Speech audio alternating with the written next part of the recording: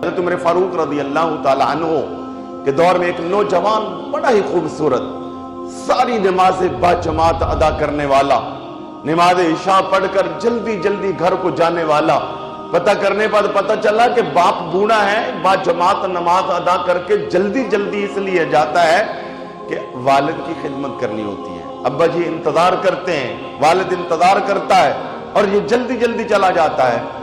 اللہ، ایک دن وہ نہ آیا، پتہ چلا تو اللہ کو فوت ہو گیا۔ آپ گھر گئے، بڑا دکھ ہوا، پوچھا، حال پوچھا کہ کیا ہوا، تو ٹھیک تھا؟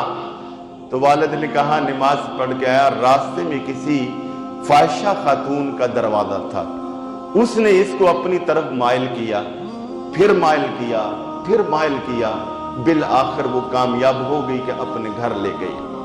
مگر چونکہ دل میں خشیت تھی، اللہ کا خوف تھا، تھوڑی غفلت طاری ہوئی، چلا گیا۔ مگر جیسے ہی گیا، اللہ اکبر، پھر دل میں خیال آیا کہ یہ میں نے کیا کیا، تو بے ہوش ہو، مجھ سے کیا ہونے لگا۔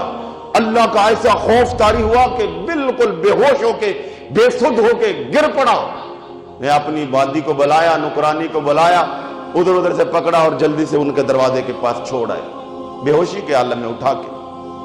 تھوڑا ہوش آیا، گھر والوں نے اٹھایا، والد نے پوچھا کیا ہوا، تو سارا واقعہ سنایا کہ ابا جان یہ ہوا۔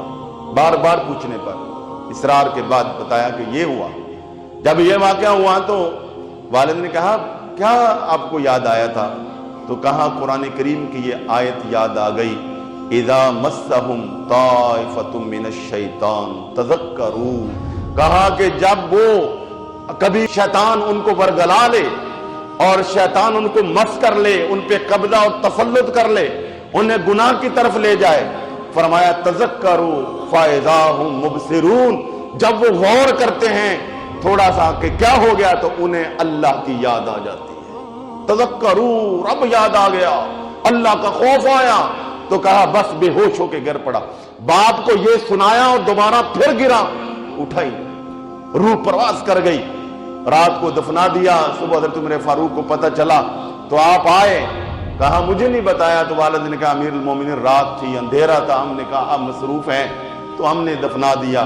تو اب دعا فرمایا۔ آپ قبر پہ گئے اور جا کر قبر پر پتہ چلا کہ کیوں اللہ کے خوف کی وجہ سے موت طاری ہوئی۔